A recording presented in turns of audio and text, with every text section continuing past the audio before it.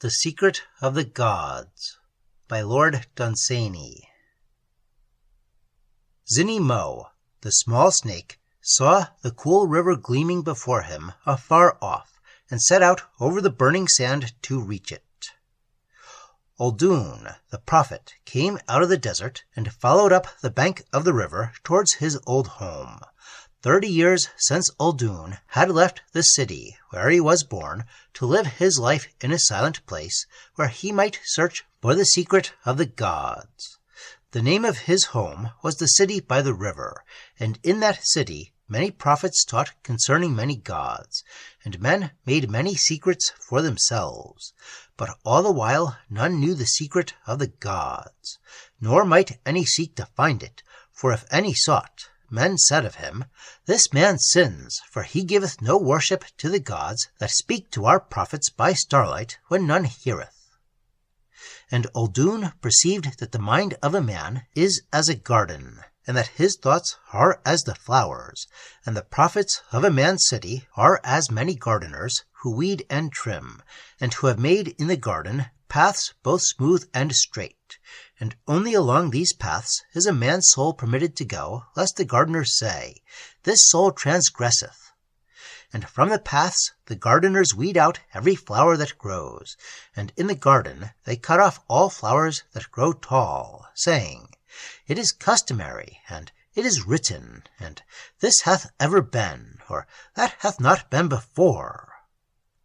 Therefore Uldoon saw that not in that city might he discover the secret of the gods, and Uldoon said to the people, "When the worlds began, the secret of the gods lay written clear over the whole earth, but the feet of many prophets have trampled it out. Your prophets are all true men, but I go into the desert to find a truth which is truer than your prophets." Therefore Uldoon went into the desert, and in storm and still he sought for many years. When the thunder roared over the mountains that limited the desert, he sought the secret in the thunder, but the gods spake not by the thunder.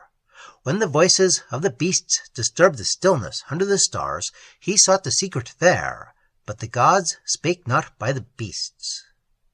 Uldoon grew old, and all the voices of the desert had spoken to Uldoon, but not the gods, when one night he heard them whispering beyond the hills. And the gods whispered one to another, and turning their faces earthward, they all wept. And Uldoon, though he saw not the gods, yet saw their shadows turn, as they went back to a great hollow in the hills. And there, all standing in the valley's mouth, they said, "O Morning Zai, O oldest of the gods, the faith of thee is gone, and yesterday, for the last time, thy name was spoken upon earth." And turning earthward, they all wept again. And the gods tore white clouds out of the sky, and draped them about the body of Morning Zai, and bore him forth from his valley behind the hills, and muffled the mountain peaks with snow, and beat upon their summits with drumsticks carved of ebony, playing the dirge of the gods. And the echoes rolled about the passes, and the winds howled, because the faith of the olden days was gone, and with it had sped the soul of Morning Zai. So through the mountain passes the gods came at night bearing their dead father. And Uldoon followed, and the gods came to a great sepulchre of onyx that stood upon 4 fluted pillars of white marble, each carved out of 4 mountains, and therein the gods laid Morning Zai, because the old faith was fallen. And there at the tomb of their father the gods spake, and Uldoon heard the secret of the gods, and it became to him a simple thing such as a man might well guess, yet hath not.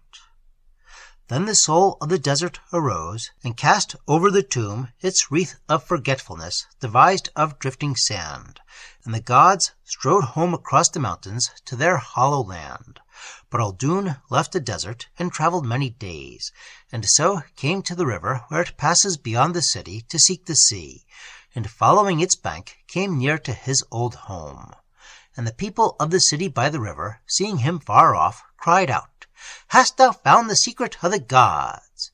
And he answered, I have found it, and the secret of the gods is this."